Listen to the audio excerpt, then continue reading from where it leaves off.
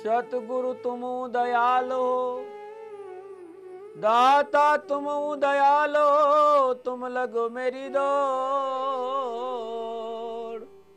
जैसे काग जहाज को सूझे और निठोर। नीलांजन समाभाषम रविपुत्रम यमाग्रजम छायामार्तन शंभुतम तम नमामि शनैश्चरम्। ओम शं शनैश्चराय नमः। ओम शं शनैश्चराय नमः। नमो नारायण। स्वागत है आप सभी लोगों का गुरुवाणी में। आज का दिन कैसे शुभ हो, आपके जीवन में कैसे खुशियां आए, सुख और समृद्धि की बढ़ोतरी कैसे हो, आज गुरुवाणी में बहुत कुछ लेके आया। लेकिन उससे पहले कहना चाहता हूं, आप सब ठीक हो ना? परिवार में सब ठीक है ना? कामकाज ठीक चल रहा है आप लोगों का? आप ठीक रहो, आपके परिवार में सब कुछ ठीक रहे और आपका कामकाज ठीक रहे, इसी के लिए तो आता हूं। तो फिर क्यों परेशान? चिंताओं को छोड़ दो। चिंता और चिता ये मनुष्य का विनाश कर देती है। आप चिंता से मुक्त रहो। चिंताएं आपको घेरे नहीं, गुरुवाणी लेके आया हूं मैं सुबह सुबह। और इस गुरुवाणी में कुछ नहीं करना, बस आप मेरे को देखिए, मैं आपको देखूं। आप पलक नहीं झपकाना। ओम शं शनैश्चराय नमः, इस मंत्र को अपनी रोम रोम से बाहर आने दीजिए, गूंजने दीजिए भीतर, नाद को भीतर गूंजने दीजिए। ओम शं शनैश्चराय नमः, और दृष्टि मेरे पे रखिए। ये फकीर आपको वचन देता है कि आपकी दशा और दृष्टि दोनों ही बदल होगा। 20 मिनट खाली भूल जाइए सर। ये 20 मिनट का दान इस फकीर को सेवा के रूप में दे दीजिए कि इस 20 मिनट में कुछ नहीं करे, खाली अपलक दृष्टि मेरे पे जमाते हुए ओम शं शनैश्चराय नमः या हरिओम तत्सत् जय शनिदेवा, एक मस्ती में, एक आनंद में इस मंत्र का जाप करते हुए दृष्टि मेरे पे रखे और जो मैं कह रहा हूं उसको पिए, कानों से नहीं आंखों से सुनिए। जीवन खुशियों से भर जाएगा। आज शुक्रवार का दिन है और मां लक्ष्मी का दिन है। कैसे करें मां लक्ष्मी को खुश कि कष्टों से मुक्ति मिल जाए। और आज मां लक्ष्मी का विशेष मंत्र बताऊंगा, जीवन मंत्र में चर्चा करूंगा। आज की सुझाव की यदि आंव और पेचिस की बीमारी है तो छोटे छोटे नुस्खे बताऊंगा। साथ ही मां भगवती लक्ष्मी धन की प्रसाद कैसे हो, अद्भुत उपाय लेके आया। लेकिन उससे पहले शुक्रवार की पंचांग की बात। फाल्गुन मास कृष्ण पक्ष की चतुर्दशी, थोड़े दिन बाद में अमावस्या लग जाएगी। विक्रम संवत 2070 फाल्गुन मास की 17 परविष्ट है। शक 1935 फाल्गुन 9, तद अनुसार शुक्रवार 28 फरवरी सन 2014। महीना आज खत्म हो जाएगा। फरवरी 28 की, फरवरी 28 दिनों की शुक्रवार की प्रातःकाल नक्षत्र है धनिष्ठा नक्षत्र, चंद्रमा आज मकर राशि में गोचर करेगा। और शुक्रवार का राहुकाल प्रातः 10:30 बजे लेकर 12 बजे तक। और राहु काल को शुभ कार्य करना, सौदा करना, पूंजी निवेश करना अनुकूल और उचित माना नहीं गया। सलाह मेरी और मर्जी आपकी। नमो नारायण। और बात करते हैं शुक्रवार की यात्रा। शास्त्रोक्त नीति यह कि शुक्रवार दिन दक्षिण दिशा की यात्रा बहुत अच्छी मानी जाती है। लेकिन क्यों कलिकाल है, साधन बहुत है, किसी भी दिशा में कोई कभी भी यात्रा कर सकता है। मेरी तरफ से कोई बंधन नहीं है। शास्त्रोक्त चर्चा करने आता हूं, बांधने नहीं आता। और प्यार बांधने का नाम हो ही नहीं सकता। प्यार तो उन्मत्त है।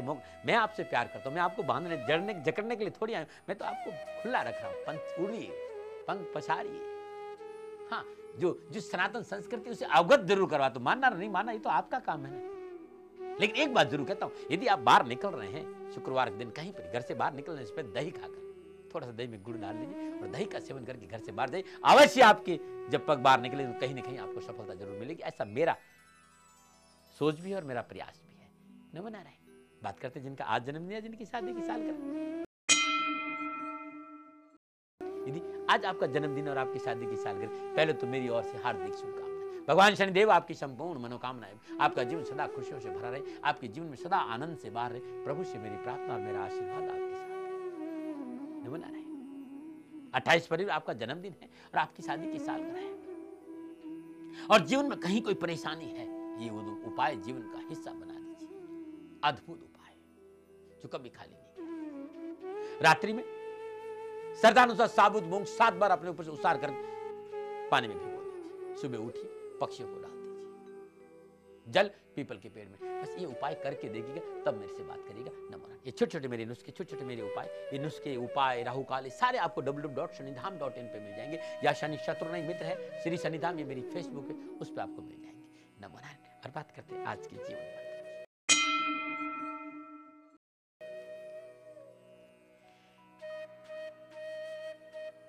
जीवन मंत्र में जो कहने जा रहा हूं वो बहुत सटीक है और बहुत जरूरी है।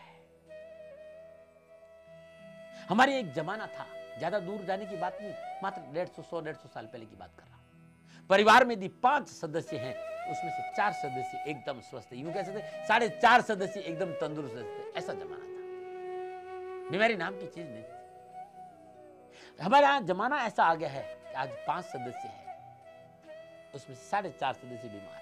जो आधा बचा है वो कभी बीमार रहता है, कभी ठीक रहता है। कारण क्या है? कारण क्या है? बड़ी गहराई से विचार किया मैंने, बड़ी गहराई से विचार किया कि हमारे लोग, हमारे राष्ट्र के लोग अपनी जीवन शैली को प्रकृति के अनुसार रखना भूल गए। एक जमाना था कि हमारे राष्ट्र के लोग जीवन शैली थी प्रकृति के साथ चलती थी, लोग प्रकृति के साथ चलते थे। आज हम प्रकृति से विपरीत चलना शुरू हो गए, इसलिए परेशानी आ जाता है।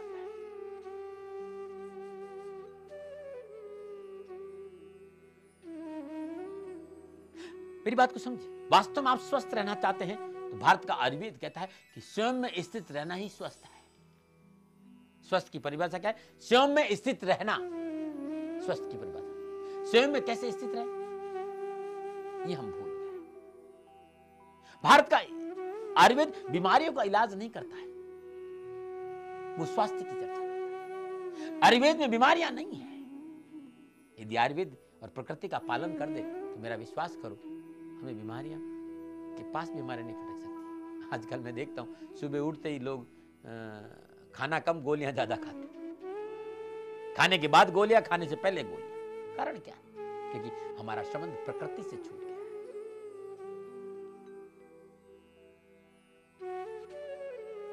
एक जमाना था कि हम सूर्य उदय से पहले उठते थे। आप सुन रहे हो ना मेरी बात? अपने दिल पे हाथ रख के देख लो। यदि आप 8 लोग बैठो या 4 लोग बैठो या 2 लोग बैठो, इसमें एक से पूछ लेना, कई साल से सूर्योदय देखा ही नहीं, 8 बजे के बाद उठते, 9 बजे के बाद उठते। सूर्योदय। भारत में बीमारियां कम है। कारण क्या है? क्योंकि भारत एक ऐसा राष्ट्र है जहां ज्यादा से ज्यादा सूर्य, विश्व में इतना सूर्य कहीं नहीं रहता है जितना भारत में है। मेरा विश्वास करिए, यदि हम भरपूर रोशनी ले और हवा हमको स्पर्श करे तो हमें बीमारियां नहीं होंगी। प्रकृति के साथ रहना बहुत जरूरी, स्वयं में स्थित रहना जरूरी। अब स्वयं के भीतर में कैसे स्थित रहे, आवश्यकता है जो स्वयं के साथ जुड़ा हुआ है, जिसको स्वयं का बोध है, जिसे तत्व ज्ञान का बोध है। कोई ऐसा सदगुरु मिले जो आपको अपने भीतर लेकर जाए और प्रकृति के साथ जोड़े, क्योंकि प्रकृति पूर्णतः व्यक्ति को सुरक्षित और स्वस्थ रखती है। और भारत की प्रकृति यह कहती है कि दैनिक दिनचर्या का पालन करो, समय पे उठो, समय पे खाओ, समय पे सो जाओ। जमाना बड़ा गड़बड़ आ गया, अब रात में काम करते हो, दिन में सोते, तो कैसे नहीं बीमारियां होती पता नहीं। पहले हम इससे भी ज्यादा धनी थे, आज हम 24 घंटा काम करते हैं, फिर भी हाय धन हाय धन हाय धन हाय धन हाय धन, हमेशा पहले हाथ ऐसे रहते, आज हाथ ऐसे रहते। इतना तनाव, इतनी टेंशन, इतनी टेंशन, इतनी टेंशन। अरे किस काम की टेंशन? जब तुम ही नहीं रहोगे तो धन का क्या अचार डालोगे? स्वयं के साथ रहो, मुस्कुराना सीखो, प्रकृति के साथ जियो, अपने परिवार के साथ बैठो, तुम्हारा जीवन खुशियों से भरा रहेगा। छोटा सा ब्रेक लेना चाहता हूं, लेकिन ब्रेक के बाद आऊंगा तो लक्ष्मी को कैसे प्रसन्न करें, अद्भुत अद्भुत विशेष मंत्र बताऊंगा, सुझाव भी दूंगा, नुस्खे भी बताऊंगा, नुस्खे आम और पेचिस के बताऊंगा और धन भर से उपाय बताऊंगा। लेकिन इस ब्रेक के बाद थोड़ा सा ब्रेक, छोटा सा विराम।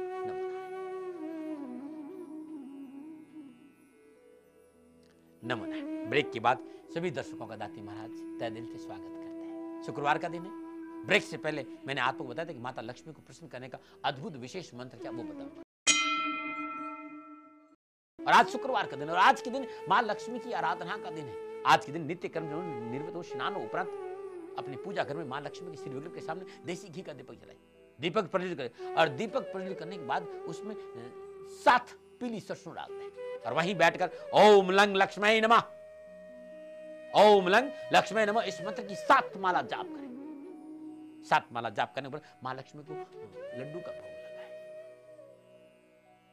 1.25 किलो या श्रद्धालु से पीली सरसों और श्रद्धालु दक्षिणा पीले कपड़े में बांधकर निर्धन और गरीब व्यक्ति को दान में दे दीजिए। मां लक्ष्मी की अपार कृपा बरसेगी। नमो नारायण। किसी ने मेरे को सवाल किया, दाती महाराज आखिर हम तिलक ललाट के ऊपर ही क्यों करते हैं, इस जगह ही क्यों करते हैं? यहां पर ललाट पर तिलक करने की परिपाटी कोई नई नहीं है। हम लोग ललाट पर तरह तरह के तिलक लगाते हैं।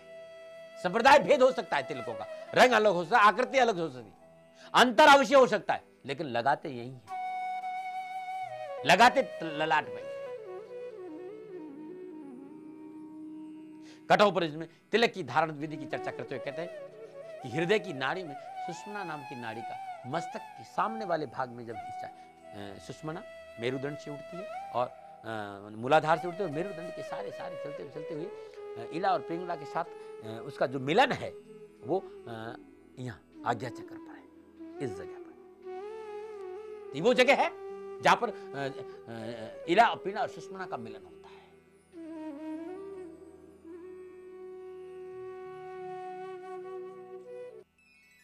इस नाड़ी से ऊपर का हिस्सा मोक्ष का हिस्सा है।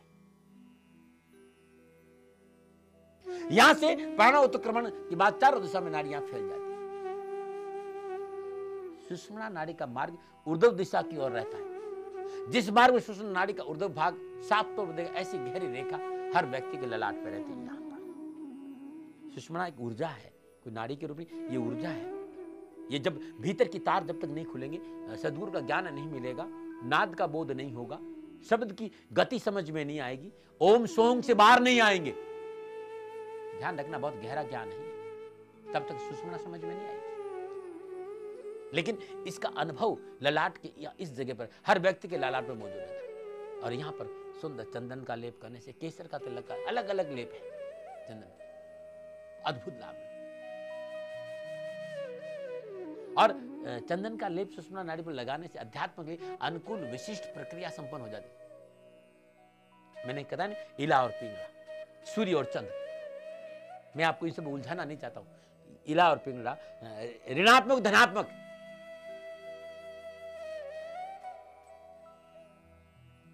इला और पिंगला क्रमशः ऋणात्मक धनात्मक नाड़ी है। दोनों नाकों के छिद्र से प्रभावित हो रहे हैं। इसलिए उस विद्युत प्रवाह के उष्णता को काबू में करने के लिए सुषुम्ना नाड़ी पर तिलक लगाना बड़ा उपयोगी माना, जो ललाट के बीचों बीच। इसलिए चंदन का तिलक लगाना, केसर का तिलक लगाना बड़ा शुभ माना जाता है, विभूति लगाना बड़ा उत्तम माना जाता है।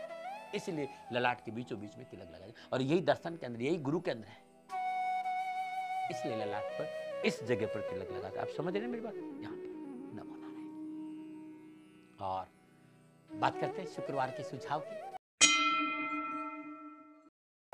कुछ लोगों ने कहा, दाती महाराज घर में संतान की शादी नहीं हो रही, शादी संबंधी परेशानियों का सामना करना, कोई आज के दिन को सुझाव बताए। शुक्रवार का दिन है,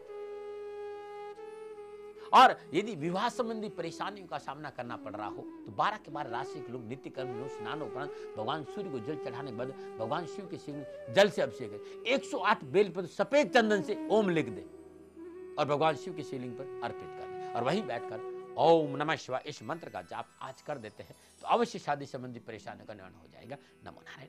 और बात करते हैं अद्भुत देसी पेचिस की।